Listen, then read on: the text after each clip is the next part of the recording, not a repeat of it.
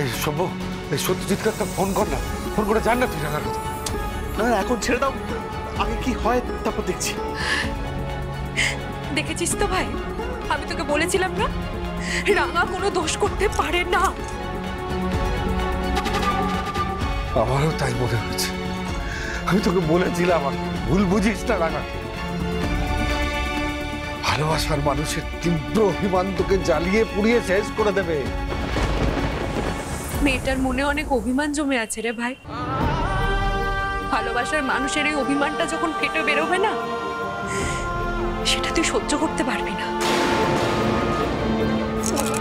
সবকিছু যেন ভালো হয়ে যায়, সবকিছু ঠিক করে দাও বাবু, সবকিছু ঠিক করে দাও। মা, মা, মা। দিদি ভাই, ও দিদি ভাই, দিদি ভাই, দিদি ভাই, তুমি কোথায় যাচ্ছ দিদি ভাই? তা কি করবো, এখানে দাঁড়িয়ে দাঁড়িয়ে সব কটা ন্যাকামো দেখবো?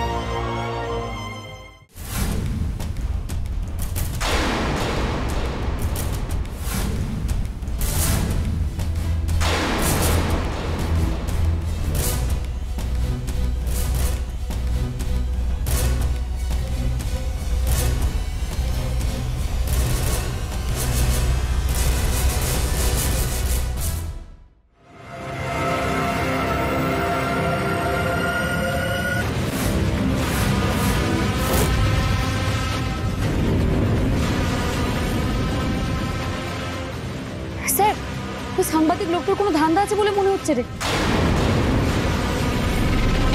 তুমি কি করে বুঝলে? ওই সাংবাদিক তো ইশারা করে অন্য লোকটাকে ডেকে কি যেন বলছিল, তারপরে এখন আবার বুড়ো আঙুলটা দেখালো। ওদের নিশ্চয়ই কোনো প্ল্যান তো আছে রে। আমার মনে হয় ওরাই আহিরি দিদিকে কোর্টে নিয়ে যাওয়া হচ্ছে, খবরটা পেয়ে ওকে মারতে চলে এসেছে।